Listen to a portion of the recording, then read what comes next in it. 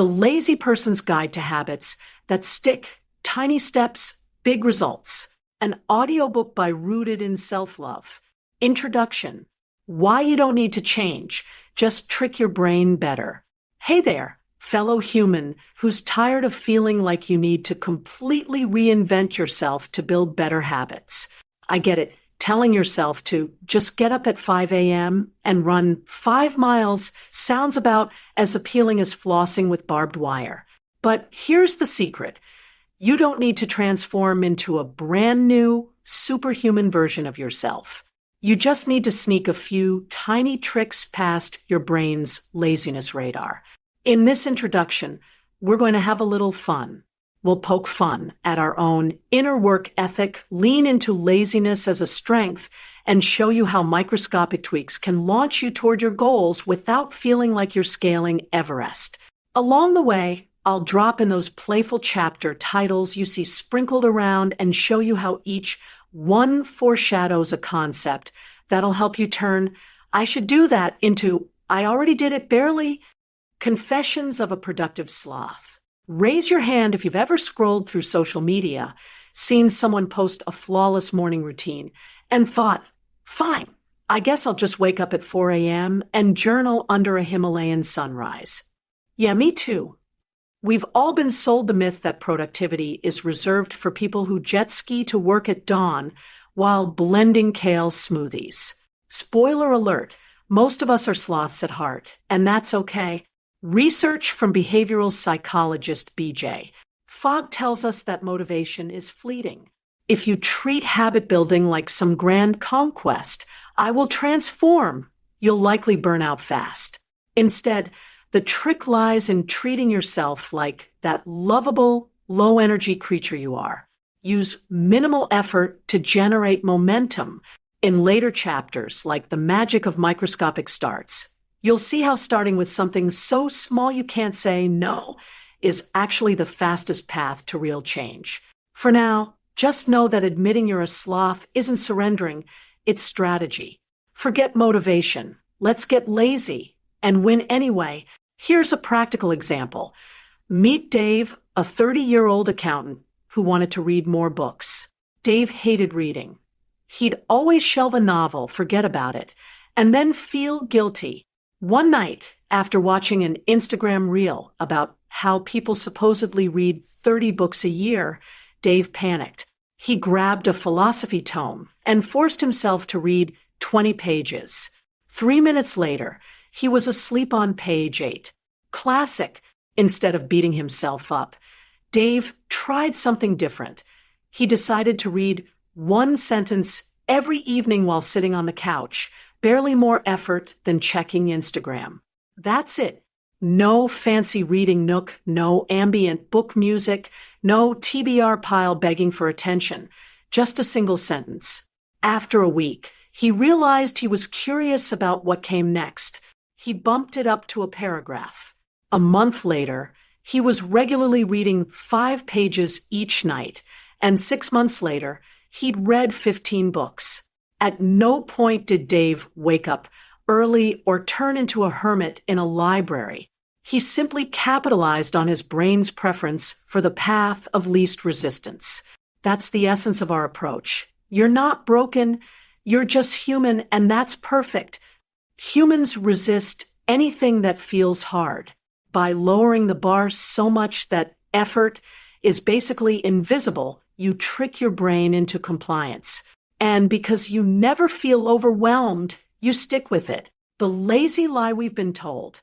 Society loves to sell us one-size-fits-all productivity formulas, Pinterest boards full of morning routines, hacks to wake up at 4 a.m., and no-excuse mantras that make you feel lousy when life inevitably gets in the way.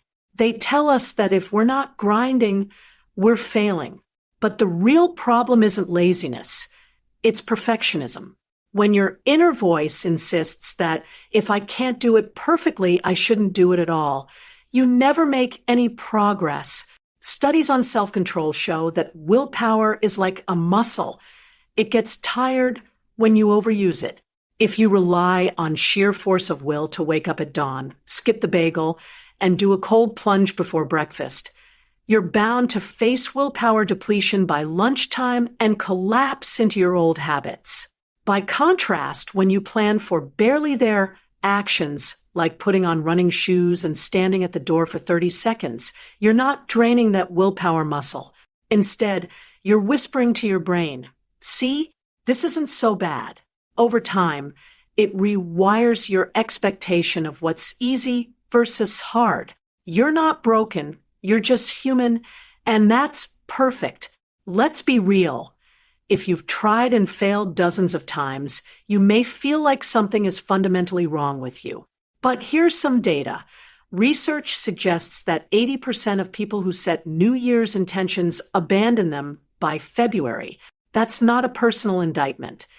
It's just the statistical reality of how we work. We are wired to resist change. It's a survival mechanism.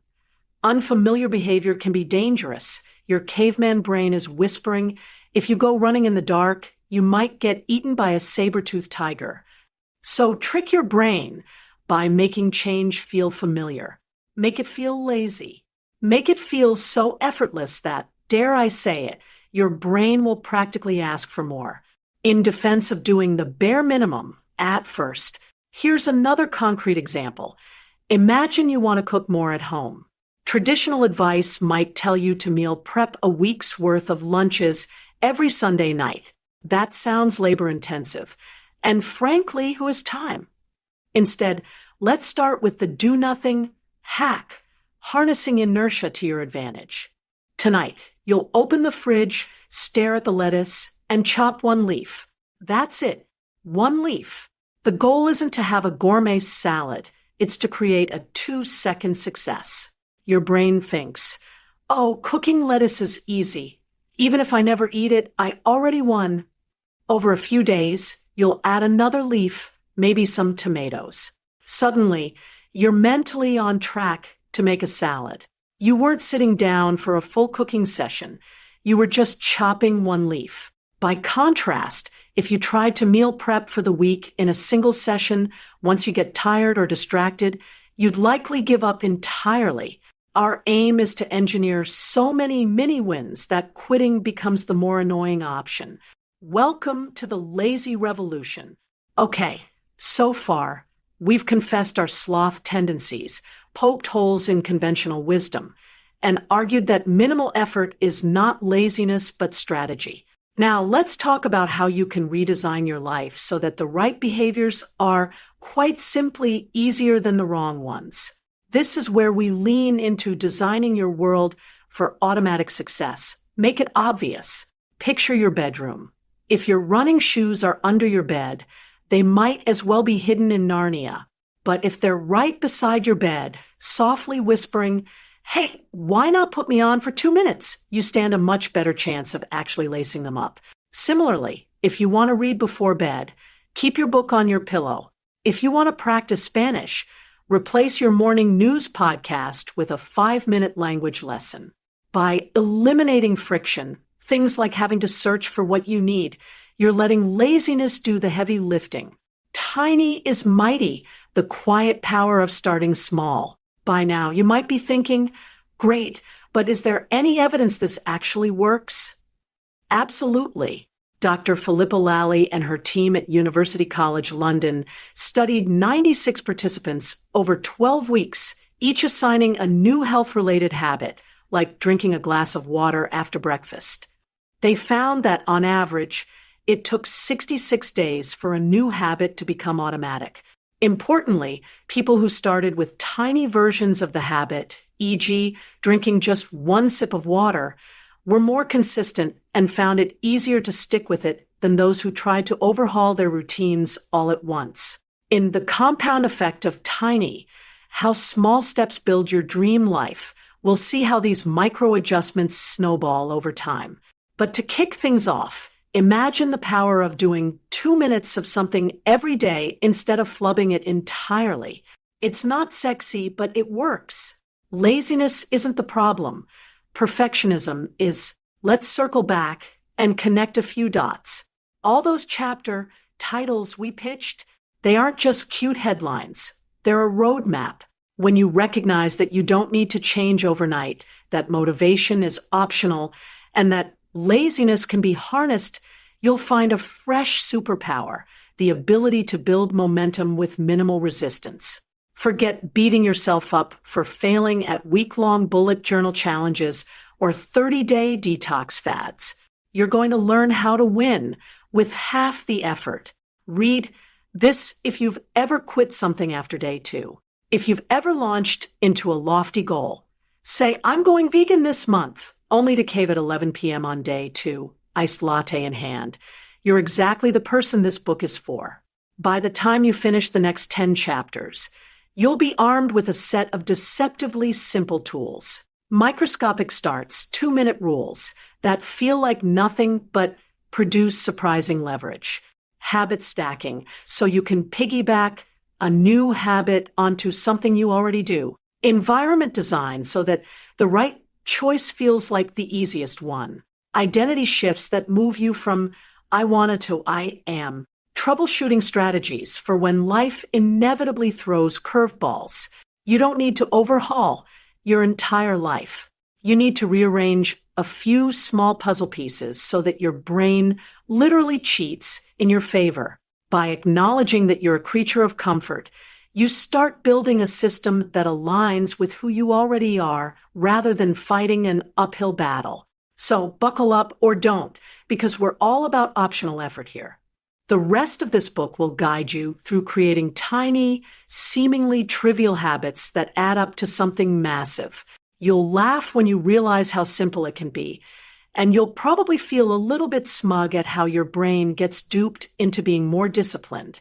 But most importantly, you'll start experiencing results without feeling like you're chained to a gym or trapped in a 7 a.m. yoga class.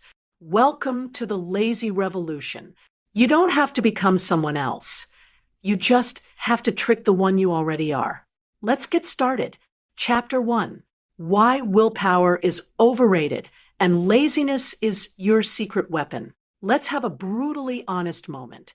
If willpower really worked, most of us would already have six-packs, immaculate closets, and fluent Italian. We wouldn't be binging TikToks under a weighted blanket, wondering if eating a single grape counts as starting a diet.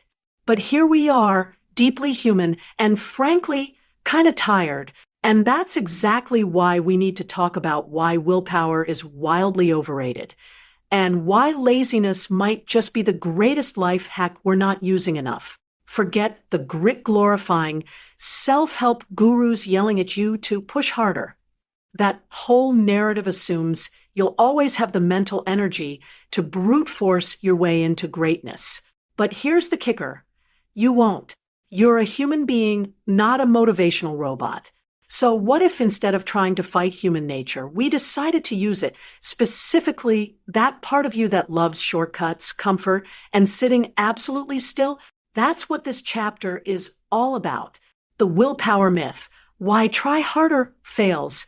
Let's unpack the biggest lie in modern self-improvement. If you wanted it badly enough, you'd be doing it. This is the psychological equivalent of telling a fish to climb a tree. Motivation is inconsistent by nature. It ebbs and flows like your Wi-Fi signal on a bad day. And relying on it to build long-term habits is like using a birthday candle to light a bonfire in a hurricane. In fact, a well-known study by psychologist Roy Baumeister found that willpower functions like a muscle. The more you use it throughout the day, the more fatigued it gets. That's why you might manage to say no to donuts at 10 a.m., but by 9 p.m. you're standing in your kitchen eating peanut butter with a spoon and bargaining with God. And don't get me started on discipline culture. Sure, discipline sounds noble, but if your system depends on sheer force of will every single day, that system is broken. You're not lazy, you're just not a cyborg.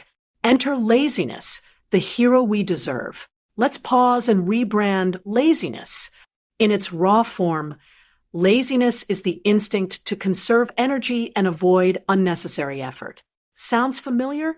That's because it's literally how we survived as a species. Your ancestors didn't volunteer to go chase down mammoths unless they really had to. The default setting was rest until action is necessary. And in today's world, that wiring is still very much intact. So instead of resenting it, why not design your life to work with it? We're not talking about giving up on goals and napping through your 20s. We're talking about strategically leveraging your tendency toward inertia so that the lazy choice is also the productive one. Here's the golden rule. Make the good habit easier than the bad habit. Don't make yourself more disciplined. Just make the right thing require less effort than the wrong thing. Boom. Your brain falls for it every time. Real life example, the couch potato productivity hack. Take Linda. Linda wanted to start working out again, but hated the gym with every fiber of her being. She also had zero motivation to do home workouts. Every YouTube video made her feel like a marshmallow doing ballet. So instead of pushing harder, she made a tiny adjustment. She put her yoga mat directly in front of the couch, not in a closet, not under her bed, right in the center of her living room.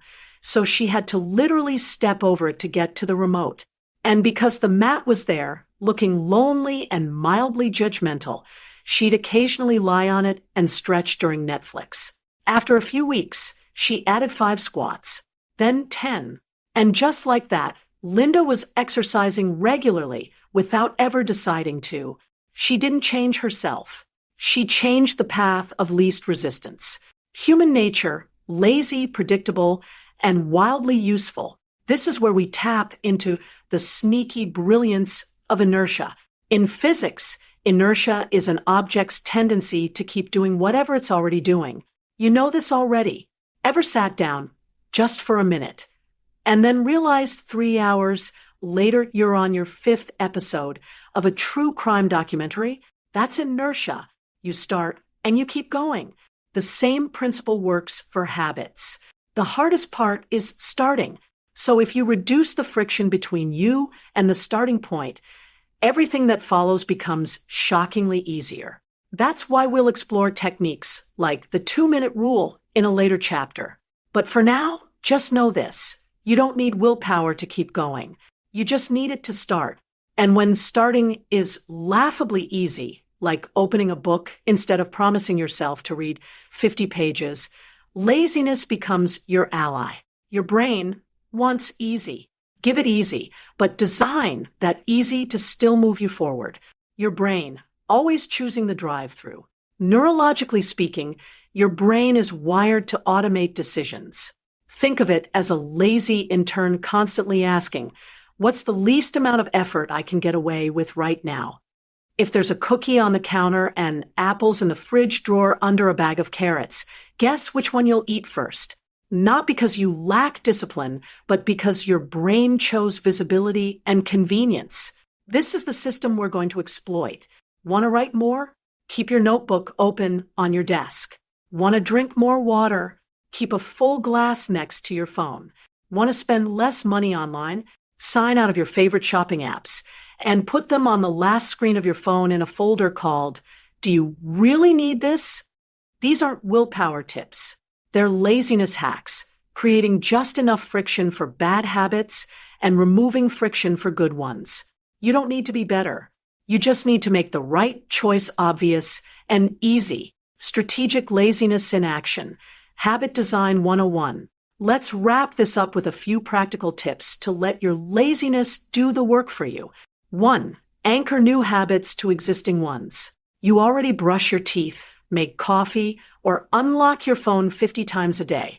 Attach new habits to those routines. Like, after I brush my teeth, I'll write 1 line in my journal. Not 5 pages, just 1 line. And if that's all you do, you've still won. 2. Shrink the task until it's unskippable. Want to meditate? Don't aim for 15 minutes. Start with 30 seconds. Literally, sit down, close your eyes, breathe 3 times, done. That's how you fool your brain into saying yes. Once you've started, you'll often do more. But the key is that you start. 3. Design your environment like you're lazy. Because you are. And that's okay. If you want to stop doom scrolling at night, don't just try harder. Charge your phone across the room. Laziness will keep you in bed. Congratulations. You've just used laziness on purpose. 4. Reward the start, not the finish. Don't wait until you run a 5K to feel proud. Celebrate putting on the shoes. Celebrate sitting down to write. Celebrate opening the budgeting app. Praise the tiniest possible win. That's how you build momentum. With zero burnout, you're already halfway there. Yes, really. Here's the good news. Your laziness isn't a flaw, it's a blueprint. It tells you exactly what you'll do if something's just a little bit easier or harder. And when you work with that knowledge, when you design your life so the lazy choice is also the aligned choice, you don't need heroic willpower. You just need a little cleverness and a lot of self-compassion. So before you go swearing you'll become a morning person or declaring war on your snack drawer, ask yourself a better question. How can I make the best choice the laziest one? Welcome to the revolution. It's soft, it's smart, and it comes with snacks. Let's keep going. Chapter 2. The magic of microscopic starts. Mastering the 2-minute rule. Let's be honest. The hardest part of doing anything productive is getting off your butt and starting. Starting is the Everest, the Great Wall, the mysterious dusty attic door at the top of the stairs that nobody wants to open. It's not that we hate writing, exercising, meditating, budgeting, or calling our dentist back. Okay, maybe that one. It's that our brains like to turn even the tiniest task into a Marvel-level epic with a dramatic soundtrack and unnecessarily high stakes. Go for a walk becomes run 5 miles, drink a protein shake, and turn into someone who buys chia seeds in bulk. Start a blog. Morphs into redesign the entire internet. And before you know it, your to-do list starts to look like a threat. So you do what any reasonable adult would do. You open Instagram, rewatch The Office, and promise future you will totally do it tomorrow. Spoiler, future you is equally overwhelmed. But what if I told you that the key to getting literally anything done is to make it so small, so laughably easy, so microscopic that your brain can't even argue?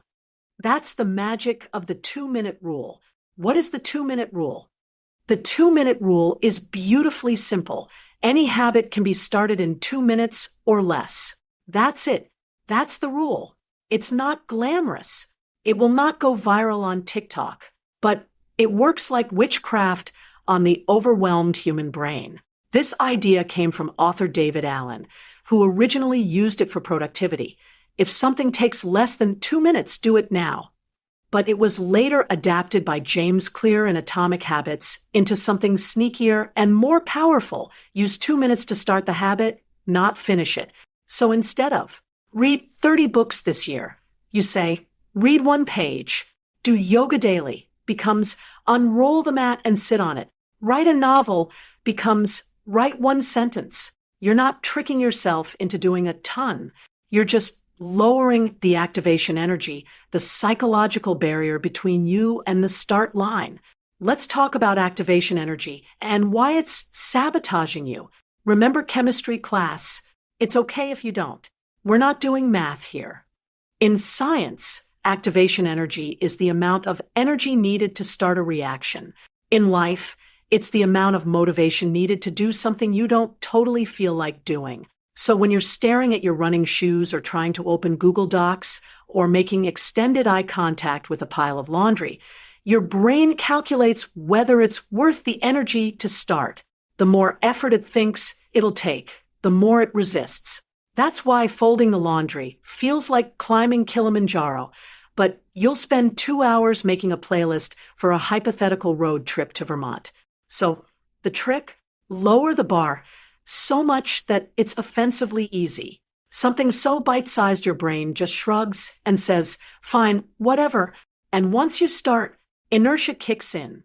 Like we talked about in Chapter 1, once you begin, it's easier to keep going than stop. You don't need to trick yourself into finishing. You just need to show up and let momentum handle the rest. Why? The tiny start is everything. Here's what most people don't realize. You don't have a productivity problem. You have a starting problem. That's it. That's the villain. The reason we scroll instead of start. The reason our dreams gather dust in a notebook we bought in 2019. Starting feels too big, so we avoid it until guilt makes us feel like compost. But a microscopic start, that's the cheat code. It bypasses the overwhelmed, overthinking part of your brain and says, we're not doing everything. We're just starting. Psychologically, that's huge. It gives your brain a win before the real work even begins. And we love wins. Our brains are basically dopamine raccoons, desperate for shiny little rewards. Starting gives us that reward, and often that's enough to tip the balance. Real life examples beyond just the pin. Let's bring this home with some real, everyday magic.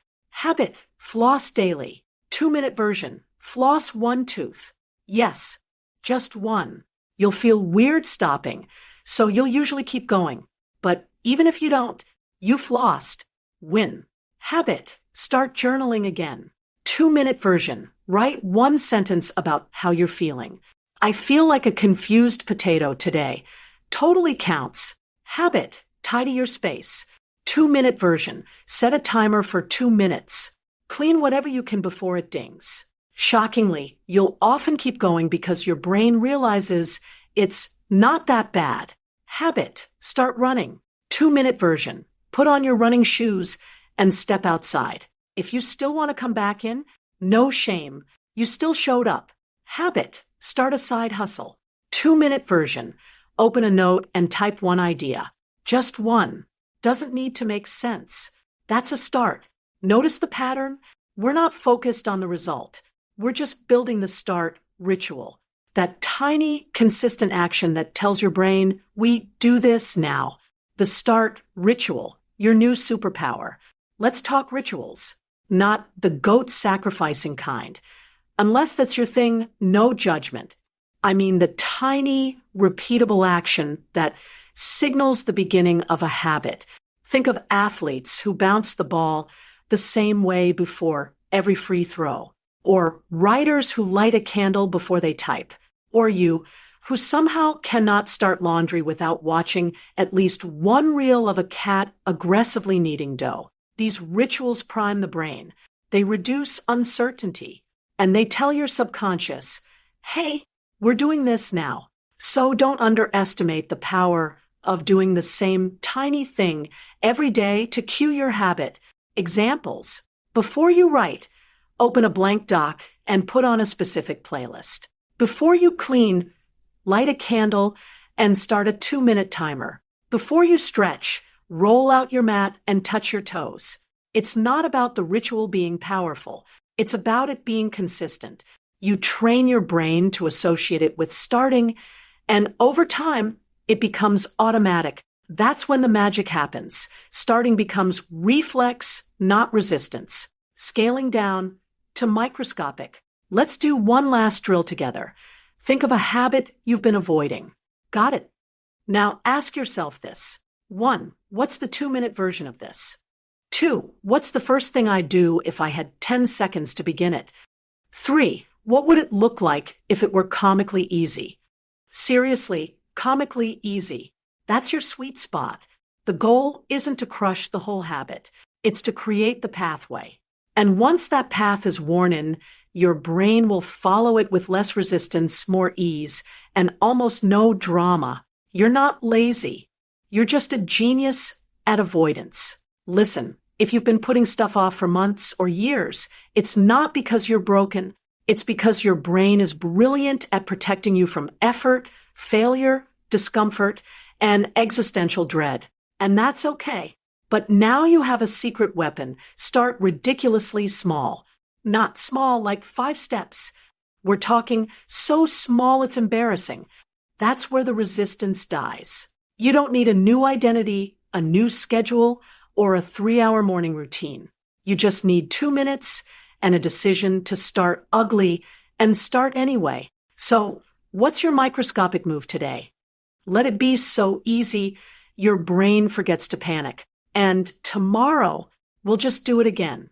Welcome to the tiniest revolution. It's small, but it changes everything. Chapter 3, Habit Stacking, Building Your Routine Like Lego Bricks.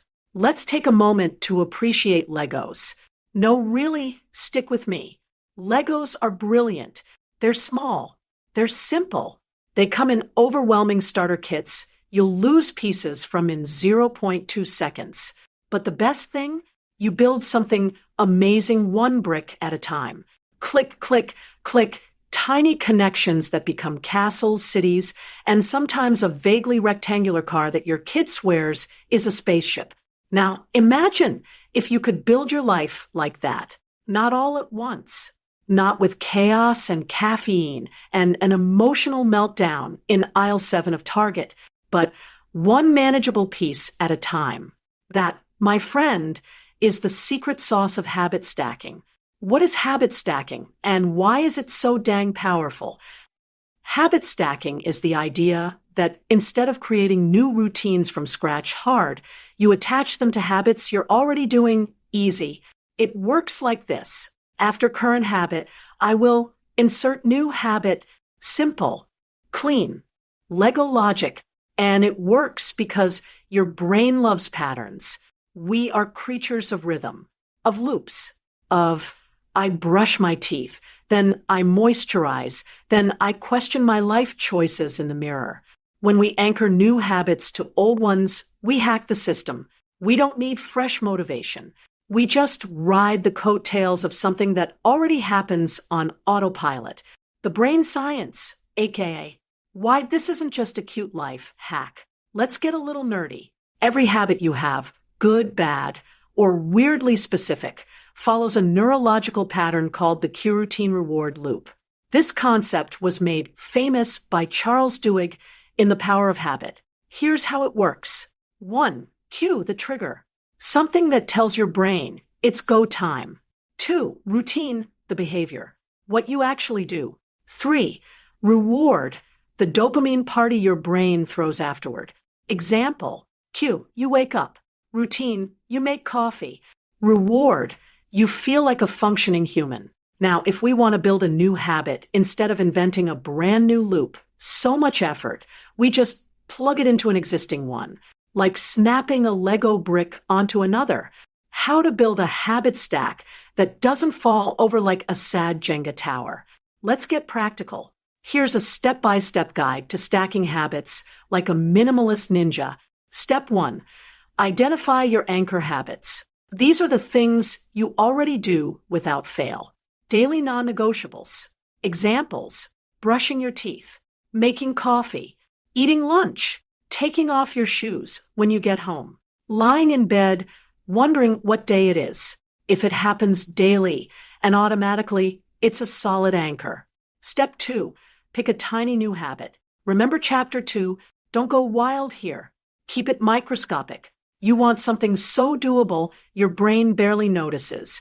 Examples: eating do 5 squats, read 1 sentence of a book, take 3 deep breaths, write down 1 grateful thought, hide your phone in another room so you're forced to make eye contact with your own thoughts. Kidding? Sort of.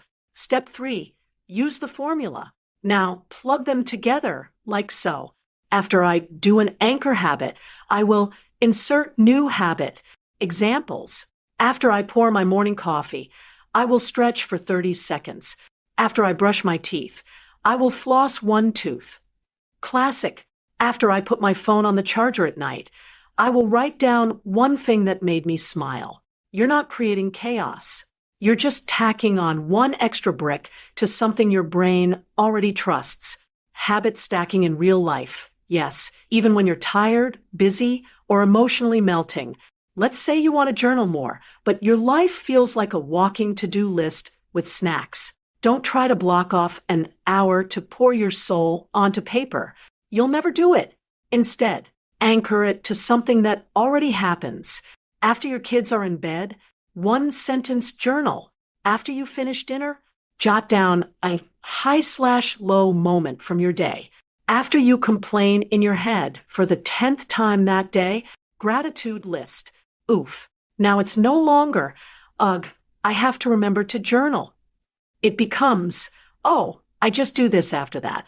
The habit piggybacks on an existing groove in your day, and suddenly you're consistent without even trying that hard. When habit stacking fails, and what to do about it. Now, let's be real. Sometimes stacking doesn't work. You try to link something meaningful to after I get home. But then your kid throws spaghetti at the wall, and you black out somewhere between tantrum and bedtime. Here's how to troubleshoot. 1. Your anchor wasn't solid. If your anchor habit doesn't happen every day, it's not a stable base. Fix. Choose a more consistent anchor.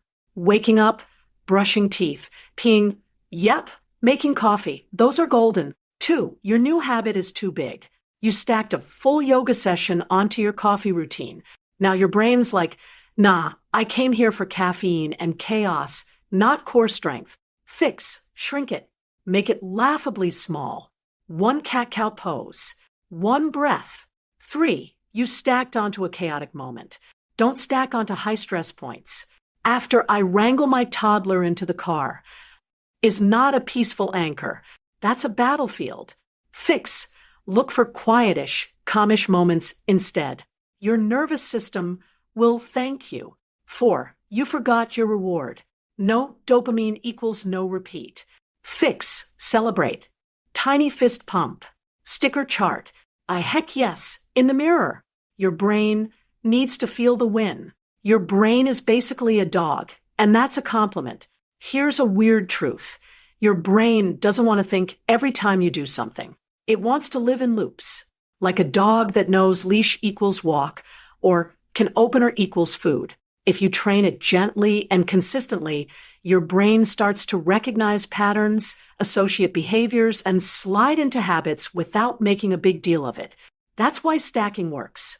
You're not brute forcing a change.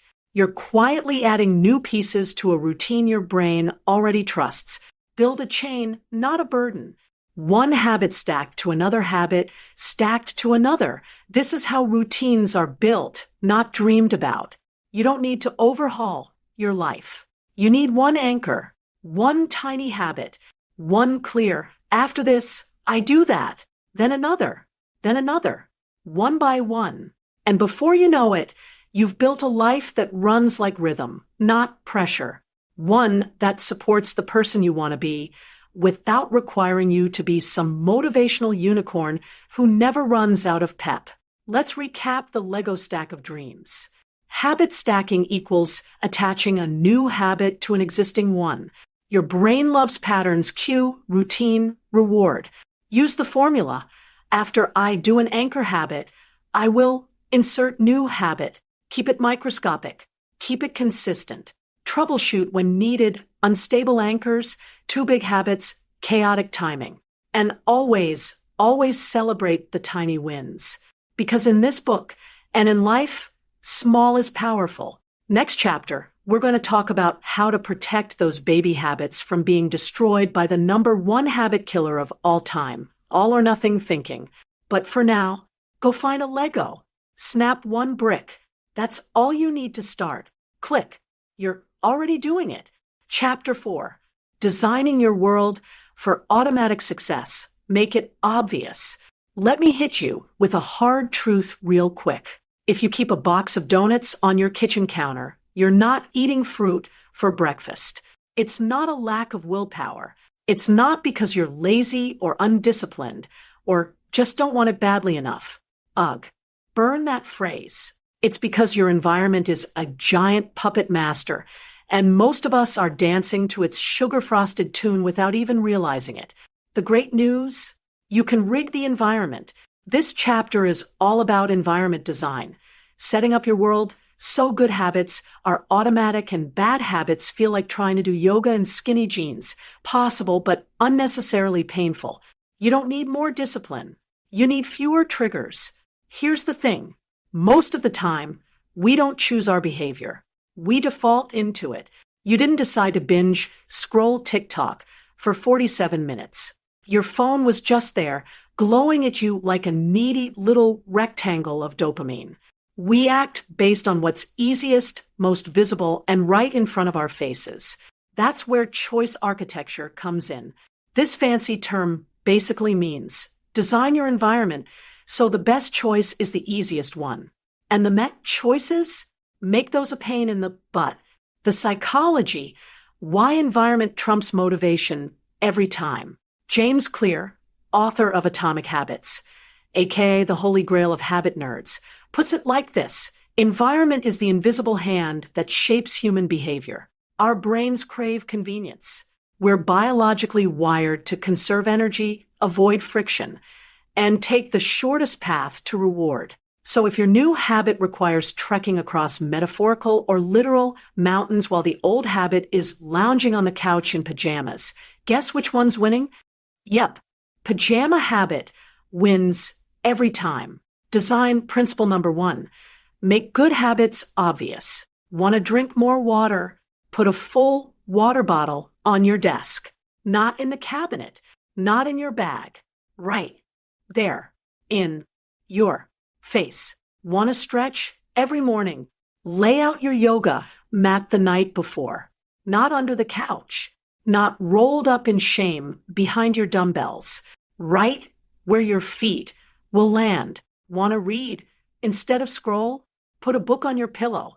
Hide your phone in a drawer or bury it in the yard. Up to you. Make the good habit the default option. So visible and easy, you'd have to actively avoid it. Design principle number 2. Make bad habits invisible or annoying. Listen, you don't have to be stronger than your temptations. You just have to make them a hassle. We call this friction auditing. It's where you walk through your daily life and ask one question. How can I make the thing I don't want to do just 10% harder? Some examples. Put junk food on the top shelf in an opaque container. Bonus points if you label it tax receipts. Use app blockers like Freedom or Forest to lock your social media for certain hours. Turn off non-essential notifications. Do you really need to know every time someone comments on your cousin's selfie? Move your phone charger out of your bedroom. If the phone's not in bed, the scroll fest dies young. It's not about being militant. It's about using low-key psychological warfare on yourself for good, physical, digital, and social environments. Oh my, let's break it down. Environment design isn't just about putting out your gym clothes like a Pinterest influencer. It's deeper. 1. Physical space. Your actual touchable surroundings. Kitchen counters, bedroom nightstands, desk setups, bathroom drawers. Quick wins. Want a morning journaling habit?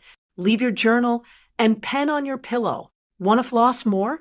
Put floss picks in your coffee mug. Yes, I said coffee mug. Get weird with it. Want to eat better? Chop fruits/veggies ahead of time and put them at eye level in the fridge. Behind the cheesecake is not eye level. 2. Digital space. Your phone, laptop, inbox, browser tabs.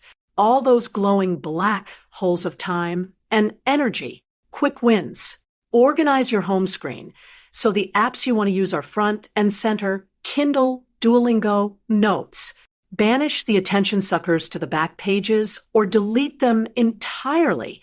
Use focus mode on your phone to hide distracting apps when you're working. This isn't about being anti-phone. It's about using it like a tool instead of letting it use you like one. 3. Social environment. The people you surround yourself with. Your vibe tribe. Your chaos crew. Let's not sugarcoat it. Habits are contagious. If your friends think it's weird that you're drinking green smoothies instead of spiked soda at brunch, you'll probably cave. If your partner brings home cookies every night and eats them while looking you in the eye, you're in a war zone. You can't always control people, but you can invite accountability partners. Join groups or communities where your desired habit is normal, even celebrated. Let your people know what you're trying to do and ask them to hide the cookies. But isn't this cheating? Here's where people get squeamish. They think rigging the environment is cheating. That true discipline means doing the right thing, even when it's hard. You know what's harder? Burnout, inconsistency, self-shaming spirals. Environment design isn't cheating, it's strategic self-respect. You're just acknowledging that future you might be tired, cranky, or 3 episodes deep into a Netflix spiral. So present use sets the stage to make better choices easy. Real life example, meet Janine. Janine wanted to start meditating. At first, she downloaded a fancy app and said, "I'll meditate for 10 minutes after work." Did she? Absolutely not. After work, she was fried. And the couch was seductive. So she reworked her environment. She put her meditation cushion next to her bed. She set her phone's lock screen to say, 2 minutes only with a cartoon llama doing yoga. She made the Calm app open automatically at 9:30 p.m. Boom. Within 2 weeks, she was meditating nightly without willpower. Just vibe and design. Your homework, conduct a friction audit. Time to do a mini life overhaul, but like a fun one. Step 1, pick one habit you're trying to build. Example, journaling.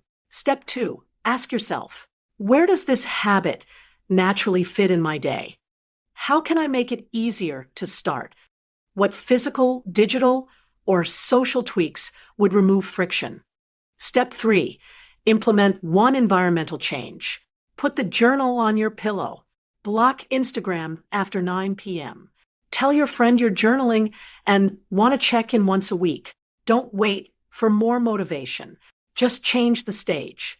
Recap like you're talking to a goldfish, because repetition works. Your environment shapes your behavior way more than motivation does. Make good habits obvious and easy. Make bad ones invisible or annoying.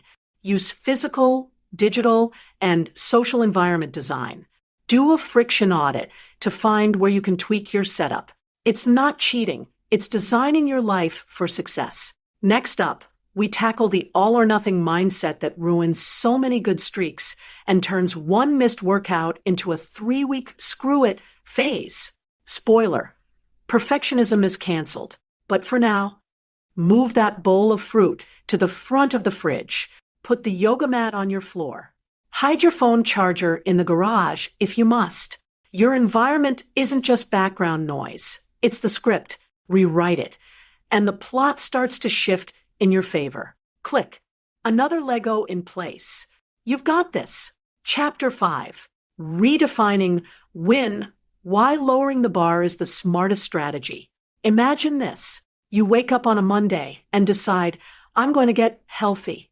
You put on brand new leggings, still smell like fresh ambition, make a smoothie that tastes like blended lawn, and smash a 45-minute HIIT workout, even though you haven't broken a sweat since high school dodgeball. You feel amazing. Tuesday, your muscles feel like they were chewed up and spit out by an angry bear, but you go again. Because discipline, right? Wednesday, you're busy. You skip. Thursday, you eat half a family-size lasagna and convince yourself it's fine because it had spinach. By Friday, the leggings are in a heap, the blender is crusty, and your brain is whispering, well, that didn't last. You suck. Better start again next month. Sound familiar? Let's talk about why this mindset is the enemy of everything good and how lowering the bar might be the most powerful thing you ever do for your growth. The high bar lie. Go big or don't bother. We live in a culture obsessed with extremes. It's not enough to walk around the block. You need a step count that rivals Mount Everest. You can't journal for 2 minutes. You need to become some poetic guru with a leather-bound book and a quill. We've glamorized effort so hard that we forgot the goal was progress, not punishment. This is the all-or-nothing trap, and it's a sneaky dream killer. Because when perfection is the goal, anything less feels like failure. And when failure feels inevitable, your brain offers you a very seductive out. Why even try? Boom. Habit dead. The neuroscience of small wins. Here's what's wild. Your brain is not waiting for you to do something impressive. It just wants you to win, even a tiny win. When you check off a habit, no matter how small, your brain releases a little dopamine. That dopamine creates a feedback loop. It's like your brain is saying, oh, that felt nice. Let's do that again. And the more consistent those little wins, the stronger the habit groove becomes in your brain's neural pathways. In other words, consistency is better than intensity. This is why the most powerful shift isn't pushing yourself harder. It's redefining what counts as a win. Say hello to the ridiculously easy definition of success. So, how do we beat perfectionism? We cheat, not real cheating, strategic cheating. We lower the bar so much you'd have to actively trip over it to fail. This is called the minimum viable habit, MVH. It's the tiniest version of your habit that still counts. Examples: workout becomes put on workout clothes and do 1 push-up. Read daily becomes read 1 paragraph. Meditate becomes sit quietly and breathe for 30 seconds. Floss becomes floss 1 tooth. Why does this work? Because it kills the voice in your head that says, I don't have time, or I'm too tired, or one day won't matter. It does matter. Showing up, even laughably small, is everything. The don't miss twice rule. Even with an MVH, you'll miss a day. Life happens. The goal isn't perfection. It's resilience. So here's your new motto: don't miss twice. If you miss a workout Monday, no shame. But Tuesday, you move your body, even if it's just walking to the mailbox and doing 5 squats beside it like a fitness goblin. It counts. Missing once is a bump. Missing twice starts a new pattern. Your job is to protect your momentum like it's the last slice of pizza. Imperfect momentum beats perfect intentions every time. The power of tracking streaks. Remember those little dopamine hits? Let's turbocharge them. Enter habit streak tracking. Whether it's a paper calendar, a spreadsheet, or an app like Habitica or Streaks, tracking your consistency gives you a visual cue that you're showing up, motivation to keep the chain going, a sense of pride that accumulates over time. You're no longer just trying to be better. You're someone who does this now. Don't track perfection. Track presence. Real life example. Meet Tony and his toothbrush. Tony, a 37-year-old software developer and chaos goblin, his words, wanted to journal daily. He set a lofty goal, 20 minutes each night, deep introspection, gratitude, shadow work, the whole emotional buffet. He did it for 3 days, then ghosted his journal for 6 months. After reading about the MVH, he switched his goal to write 1 sentence in my notes app before bed. Some days, he wrote 1 sentence and called it a win. Other days, 1 sentence turned into 5 paragraphs and a poem about emotional maturity and Cheetos. But he showed up almost every day. Small wins snowball. 6 months later, Tony journals 10 minutes most nights. No shame spirals. No burnout. Just quiet progress. Setting your own laughably easy habit wins. Here's how to redefine your wins like a habit ninja. Step 1. Pick 1 habit you want to build. Example, reading daily. Step 2. Ask, what's the tiniest version of this I could still feel proud of? Example, read 1 paragraph. Not a chapter, not a page. A paragraph. Step 3. Track it every day. Use a sticker chart. Adults deserve glitter too. Use a habit tracker app. Use your journal, a mirror, the back of your hand, whatever. Step 4. Repeat the magic phrase. Don't miss twice. Build in grace, but not avoidance. If you fall off, you bounce. That's it. What to do when you're still tempted to go big. Let's be real. Some days you want to go big. And that's fine, as long as you treat it like a bonus, not the baseline. Do the minimum. Then go further if you have the energy. The magic is in the showing up. If the habit gets tied to pain or pressure, you'll ditch it faster than expired oat milk. This is a long game. Your future self doesn't need a superhero. She needs someone who shows up even when it's not epic. Quick recap. The new rules of winning. Perfection is not the goal. Consistency is. Lower the bar until no excuse becomes your default. Use minimum viable habits to trick your brain into momentum. Track your streaks. Let your visual progress motivate you. Miss a day? Fine. Just don't miss twice. Big effort is bonus. Showing up is the win. Here's your invitation.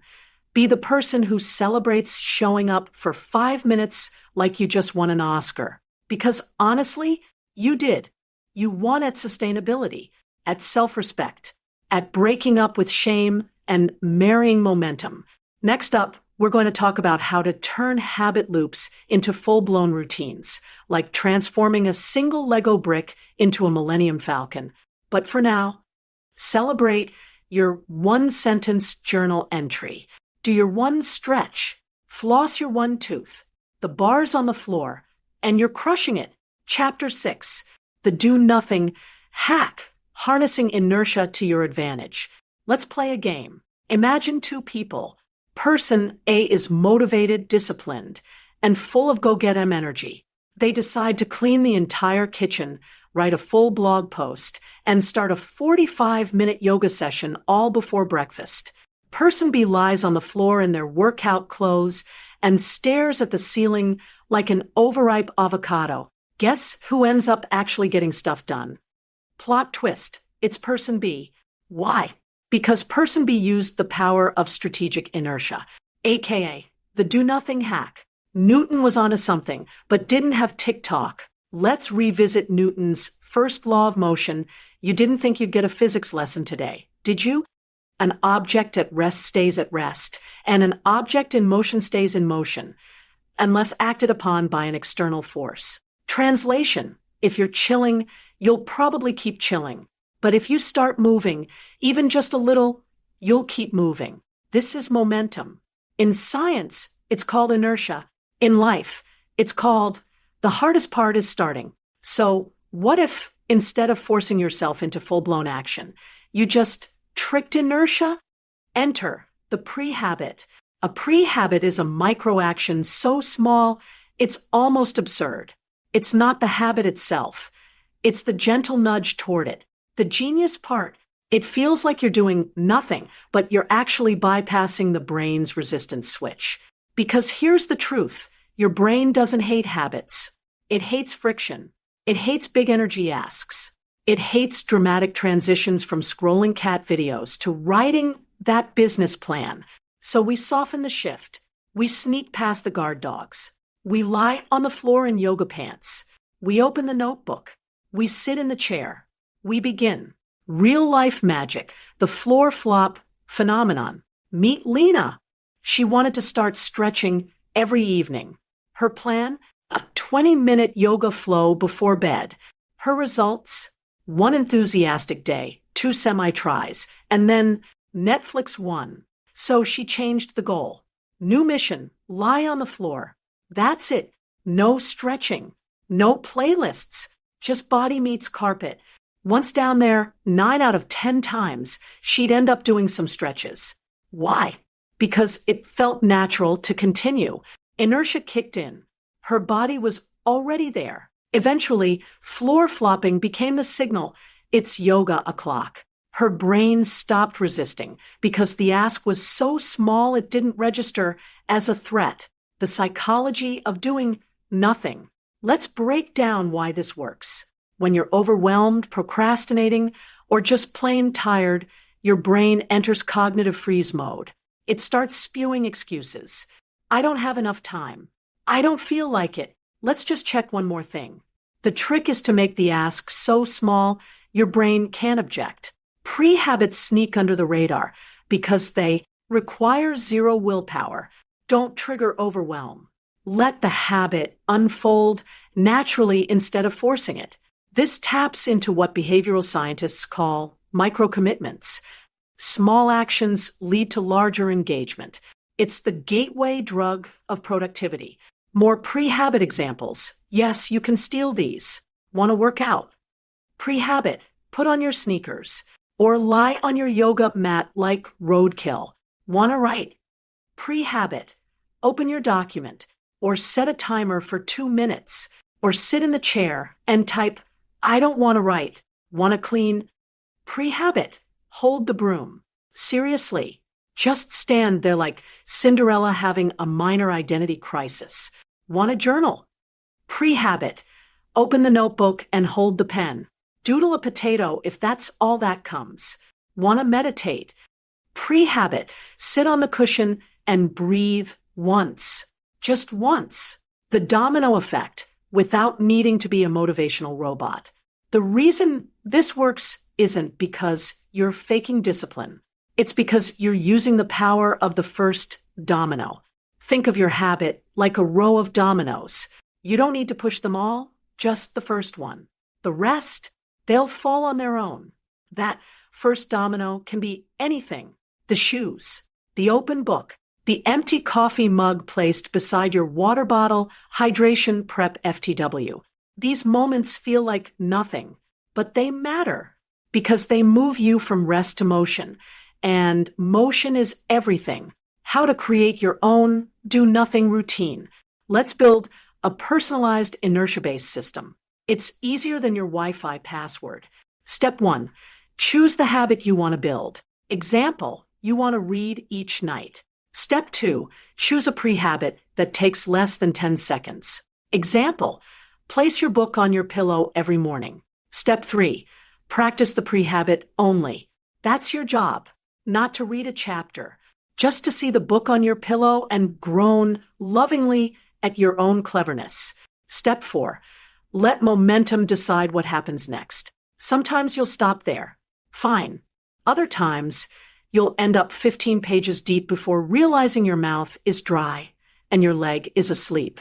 Both are wins. When it feels too silly to work, here's something we have to talk about. Ego. Your ego will say, seriously? Lying on the floor is a habit? That's for amateurs. Yes, it is. And it's brilliant because amateurs are allowed to be human. They build slowly. They win by showing up, not burning out. And ironically, the people who allow themselves to start like beginners end up becoming the most consistent masters. Troubleshooting your pre-habits. What if I do the pre-habit, but still don't do the real habit? That's okay. The pre-habit is the habit. Keep showing up. You're training your brain to reduce resistance. Over time, the habit will follow. What if I forget the pre-habit? Use visual cues, sticky notes, phone reminders, a post-it on your toothbrush that says, stretch before Netflix. Make it funny. Make it you. What if it stops working? Shake it up. If putting on shoes isn't triggering the workout anymore, try a new cue. Pre-habits are flexible, not sacred. You're allowed to evolve. Final pep talk. You are the floor flop champion. You don't need to be heroic. You just need to be clever. Stop fighting your brain's resistance. Start tricking it with gentleness. That little do-nothing move is not nothing. It's everything. Because small beginnings are how we build big lives. Not with willpower, not with suffering, but with softness, systems, and a little psychological jiu-jitsu. So tomorrow, when you feel stuck, lie down on the floor, open the notebook, put on the shoes, do the thing that feels like nothing, and then let inertia carry you into the life you're building, one potato doodle and yoga flop at a time. Chapter 7, automate, batch, and eliminate. Friction is the enemy. Let me paint a picture. You wake up, stretch dramatically like a cat in a yoga class, and glide into your day. Your healthy breakfast is already prepped. Your outfit is laid out. Your to-do list is locked and loaded. You haven't made a single decision yet. And somehow, you're already winning.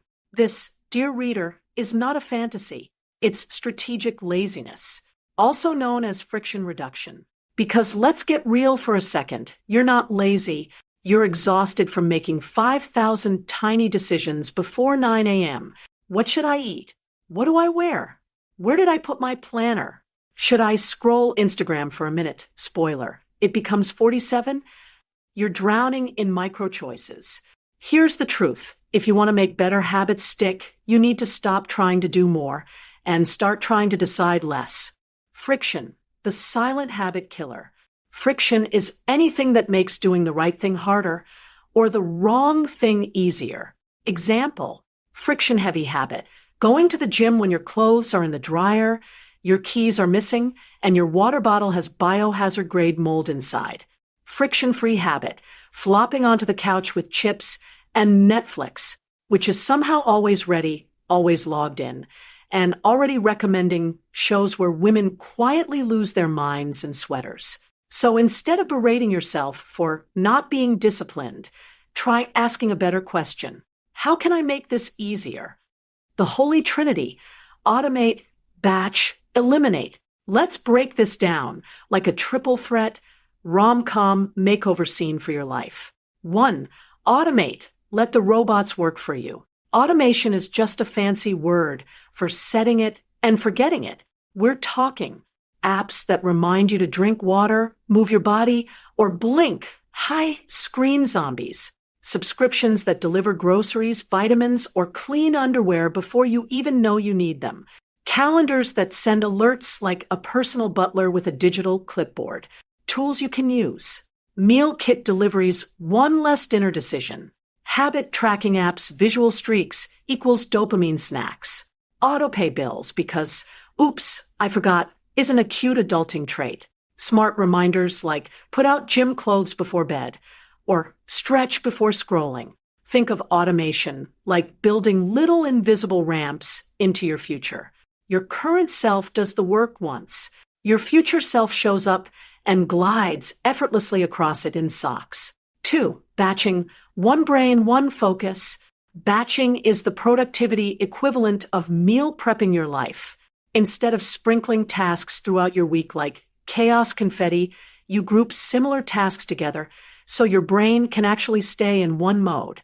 This kills the time-wasting mental tab switching that happens when you try to send emails, fold laundry, write a proposal, and stalk your ex's new girlfriend at the same time. How to batch like a boss. Meal prep Sundays, chop veggies. Once, eat like a stable adult all week. Admin hour, pay bills, answer emails, and suffer bureaucracy in one contained session. Then burn sage to clear the energy. Content creation blocks if you write, film, post, or plan for work or social media. Do it all in one go with snacks and mood lighting. Batching works because starting takes energy. Once you're in the flow, you stay in the flow. You don't need to climb the same mountain 10 times a day. You just build a nice hiking trail and stay on it. 3. Eliminate, because some things just need to go. Here's a spicy truth. Not everything in your life deserves a system. Some things need to be straight up cut. Yes, friend, we are Marie Kondo ing your habits. If a habit doesn't spark joy, or at least progress, it goes. That means unsubscribing from emails that give you FOMO and indigestion, deleting apps you accidentally open every 5 minutes looking at you, TikTok, setting boundaries like no work after 7 p.m. or I don't answer texts from Greg after 2 glasses of wine. Friction doesn't just block the good habits. It enables the bad ones. So we flip it. Make bad habits harder. Hide the chips. Turn off autoplay. Put your phone in another room. Make good habits easier. Leave your book on the pillow. Put vitamins next to your toothbrush. Put your gym shoes in front of your bathroom door, like an obstacle course. Friction auditing, your new superpower. Let us do a friction audit. Don't worry, no math involved. Just vibes and honesty. Step 1, pick one habit you're trying to build or kill. Step 2, ask, what makes this harder than it needs to be? What makes doing the opposite easier? Step 3, fix it. Eliminate steps.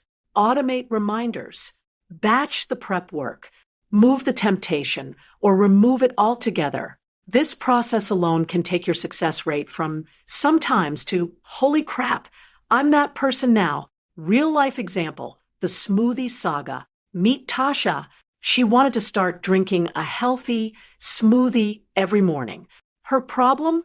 Every time she reached for the blender, she had to 1. Find the parts. 2. Wash yesterday's green sludge.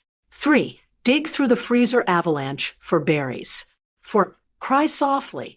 Her solution? She bought a second blender cup. Genius. She portioned smoothie bags on Sundays. She cleaned the blender immediately after use. She set everything out the night before.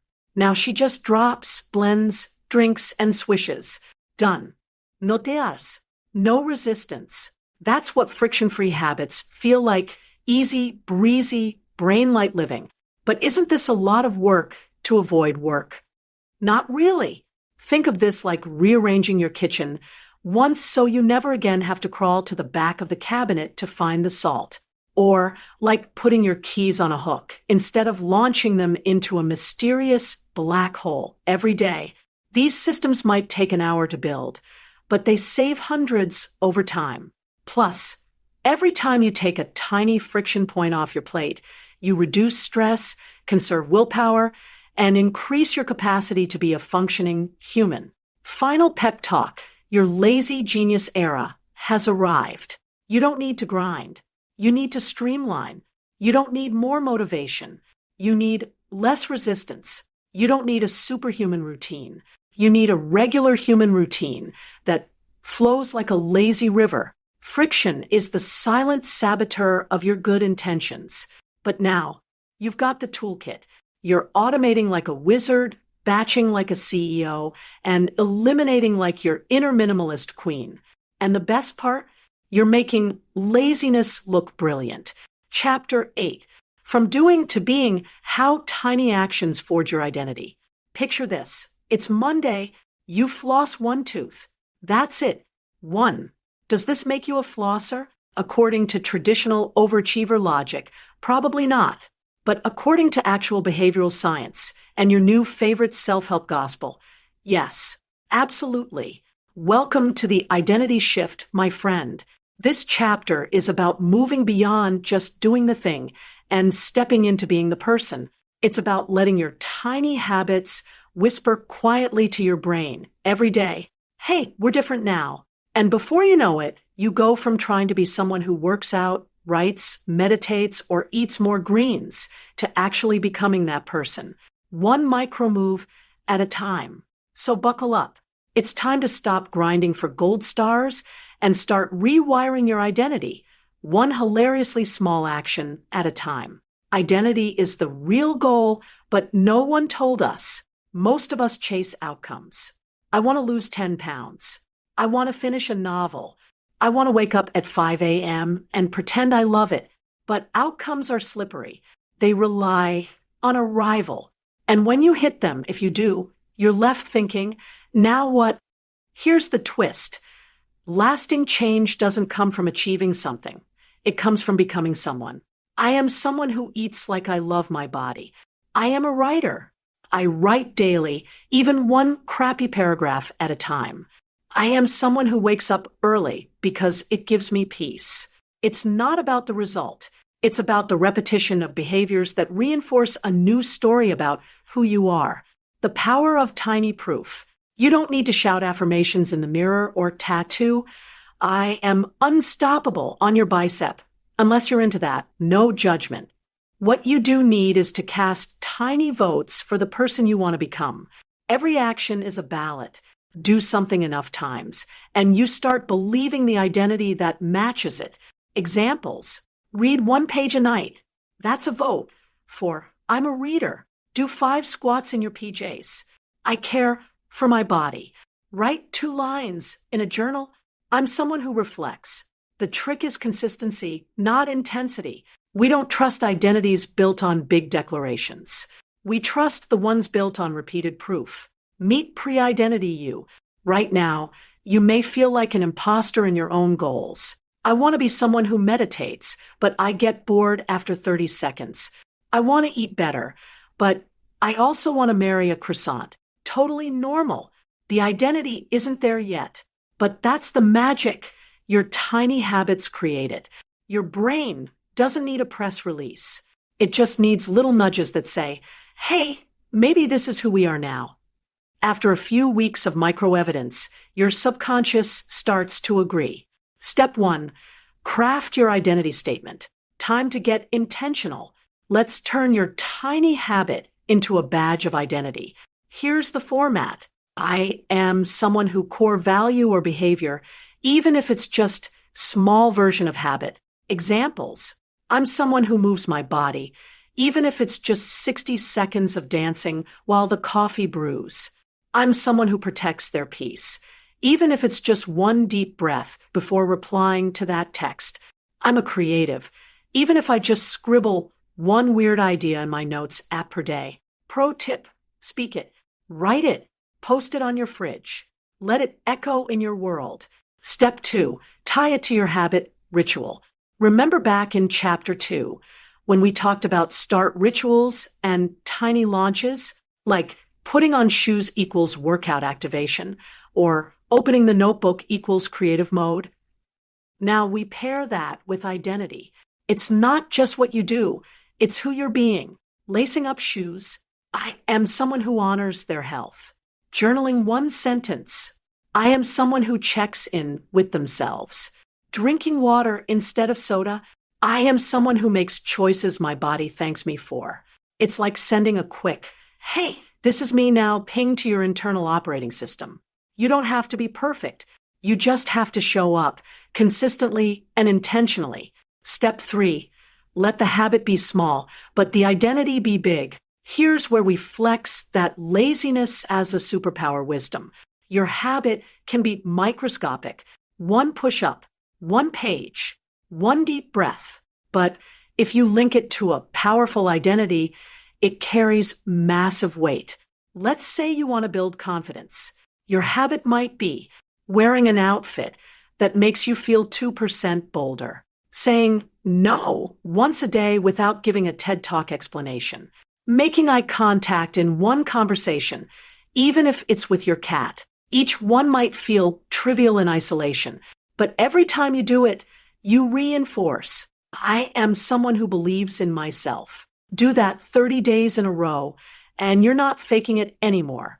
You're becoming it. Step 4, watch the ripple effect. This identity-based approach triggers a delicious domino effect. I'm a person who cooks at home. Maybe I also start meal prepping. I'm someone who reads. Suddenly, I'm more thoughtful in conversations. I'm someone who meditates. I snap 30% less at Karen in accounting. This is the part where it starts to feel easy, because instead of resisting your old patterns, you're aligning with your new ones. Instead of fighting your brain, you're feeding it a narrative it wants to believe. Real talk. What if I miss a day?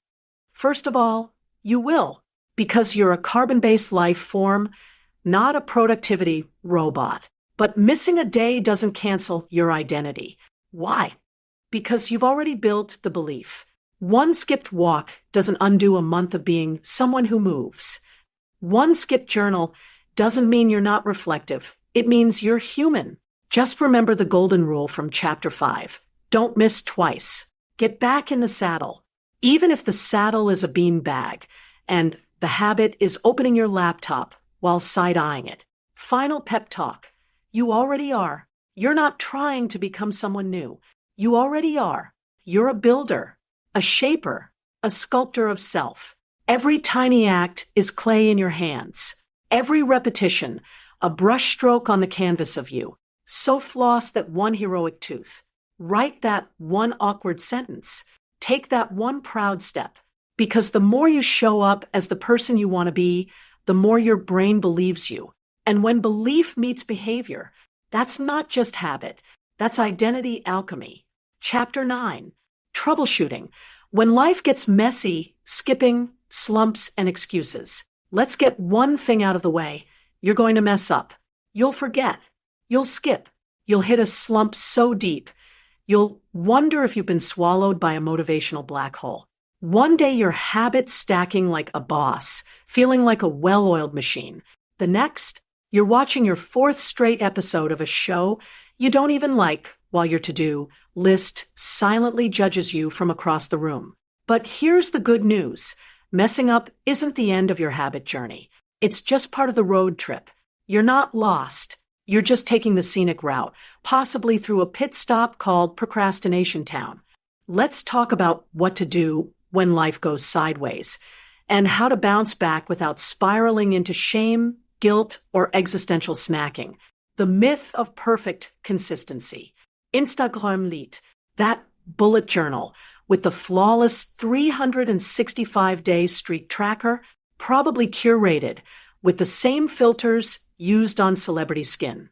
Real life is messy, and despite what hustle culture might whisper in your ear, missing a day doesn't make you lazy or weak.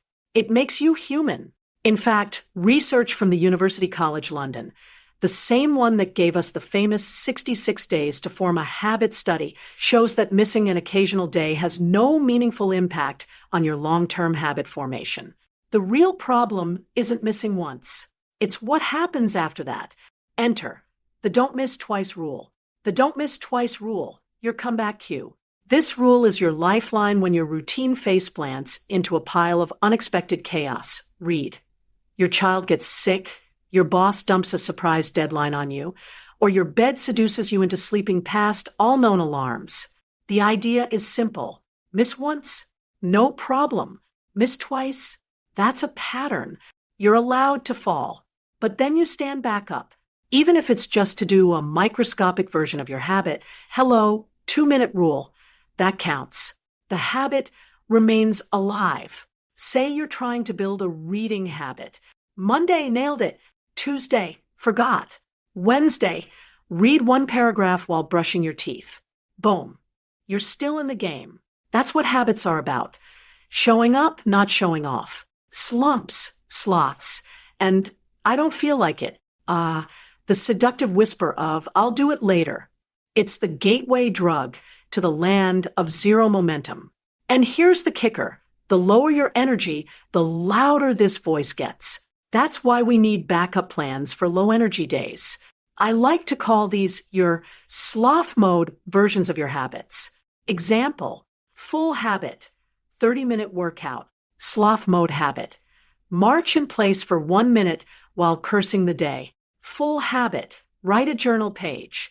Sloth mode habit, write 1 sentence and close the book dramatically, as if you've just penned the next great novel.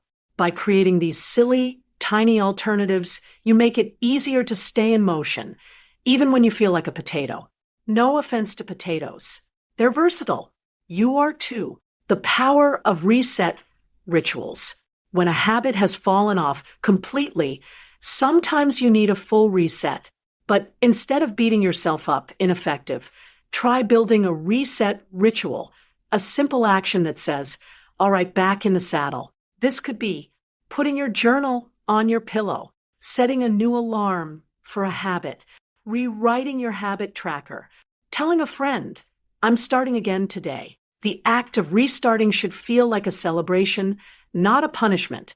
Light a candle, put on a playlist, reclaim your groove like you're the Beyoncé of habit recovery. Common disruptions and how to outsmart them. 1, travel. Your habits don't have to go on vacation. Just because you do, travel is the perfect time to flex the 2-minute rule. Meditate in an airport bathroom stall, a vibe. Journal on the hotel notepad. Stretch for 30 seconds before bed. 2, sickness or injury. When your body demands rest, honor it. But remember, identity habits can still survive. Instead of working out, you might say, I am someone who takes care of my body. Then drink water, take your meds, or nap without guilt. That counts. 3, major life events. Hello, chaos. Weddings, funerals, moves, breakups. These are habit quakers. During these times, simplify your expectations. Focus on anchor habits like brushing your teeth, getting dressed, drinking water in the morning. These tiny rituals offer a sense of normalcy and control during emotional storms. Excuses meet strategy. Let's address the big one. I just don't feel like it. Here's the thing. You don't have to feel like doing something to do it. Motivation is not a reliable friend. It ghosts you the second things get tough.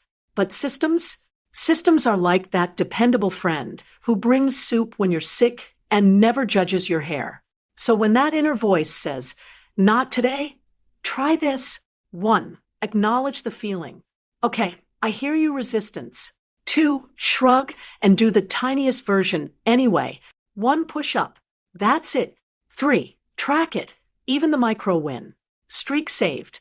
This trains your brain to stop linking action with mood. You become someone who shows up regardless. Troubleshooting the guilt spiral. Sometimes skipping habits turns into a shame spiral. Ugh, I always do this. I'll never stick to anything. I am doomed. Pause. That's not truth. That's drama. You are not your missed habits. You are the person who gets back up. Every time you restart, even after days or weeks, you strengthen the identity of someone who keeps going. That's what matters. Progress isn't linear. It's squiggly and chaotic and full of snack breaks. And that's okay. Recovery Toolkit Recap. Let's summarize your lazy genius habit recovery kit. 1, 2-minute rule. Scale it down to laughably easy. 2, don't miss twice. Bounce back immediately, even microscopically. 3, sloth mode habits. Create lazy day versions. For reset ritual, restart with intention and possibly candles. 5, excuse management. Action beats mood. 6, identity anchor. Habits may falter, but your identity can stay strong. One last thing. You're not building habits to become a productivity robot. You're doing it to build a life that feels aligned, easy-ish, and meaningful. Slumps, setbacks, and excuses are just speed bumps, not dead ends. So next time life throws spaghetti at your carefully crafted habit routine, grab a fork and eat a bite, then start again, and again, and again. That's how change happens, not in perfect streaks, but in imperfect persistence. Chapter 10, The Compound Effect of Tiny, How Small Steps Build Your Dream Life. At the beginning of this book, you might have had big dreams, a healthier body, a cleaner house, a thriving business, a calmer mind, a life that finally feels like yours. And I told you to start with 2 minutes, lie on the floor, fold 1 pair of socks. Yup. Welcome to the quiet revolution of tiny, because what you've been building isn't just a list of habits. You've been building a new way of being, one gentle step at a time. The power of tiny multiplied. Let's do some math, but the kind that doesn't traumatize you. If you improved 1% each day for a year, you'd be 37 times better by the end of it. That's the compound effect. The math of momentum. The science of stacking micro wins until your whole life tilts in a new direction. And here's the best part. You don't have to hustle, grind, or sacrifice your sanity to get there. All you need is what you've already been doing. 2-minute starts, sloth mode backups, anchored routines, identity-powered habits, graceful recoveries. Do that imperfectly but consistently, and the compound effect will quietly, unassumingly change everything. Real talk. This is how real people change. Let me tell you about someone I'll call Maya. When Maya started her tiny habit journey, she was overwhelmed, burnout, and tired of making grand plans she never stuck to. Her dream? Write a book, but with 2 kids, a full-time job, and an inner critic that sounded like a sarcastic parrot. She didn't know where to begin. So she started by opening her laptop each night and writing 1 sentence. That's it. No pressure. No word count goals. Just after I put the kids to bed, I open my laptop and write 1 sentence. Weeks went by, then months. Some nights she wrote more. Many nights she didn't, but she kept showing up. And eventually she wrote a chapter, then another. A year later, first draft, done. She didn't hustle. She didn't wait for motivation.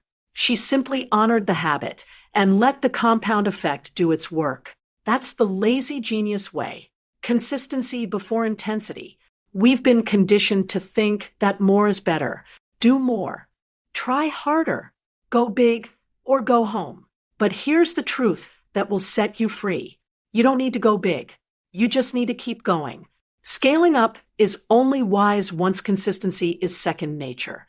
If your 2-minute yoga flow becomes as automatic as brushing your teeth, then you might stretch it to 5 minutes or 10, but not because you feel pressured, because it feels natural. Let your habits grow like plants, not like fireworks. A life built brick by brick. By now, you've laid the foundation. You've redefined success as showing up. You've built micro habits that link to identity. You've crafted rituals that meet you where you are, not where you should be. You've practiced grace, rest, and recovery, not perfection. That's not just habit change. That's soul change. You're becoming someone who doesn't just do. She is. Someone who moves gently but steadily toward the life she wants. Someone who builds brick by brick without burning out halfway. And guess what? That dream life, it's not some dramatic, far-off transformation. It's already happening in your little moments, in your quiet choices, in your 2-minute courage, the Lazy Genius Manifesto. Let's end with a few truths to carry forward. Truth 1, tiny is mighty. Truth 2, consistency beats motivation. Truth 3, identity is the real destination. Truth 4, sloth mode still counts. Truth 5, systems are better than willpower. Truth 6, missed days don't define you. Your restarts do. Truth 7, sustainable is sexy, so don't wait until Monday or January or until your life feels under control. Start now. Start small. Stay kind. Keep going. And remember, you don't have to be a superhero to change your life. You just have to be a lazy genius with a plan. Your next chapter isn't written in dramatic overhauls. It's written in the daily whisper. I'm someone who shows up for myself, even in tiny ways. And that, my friend, is how dreams are built.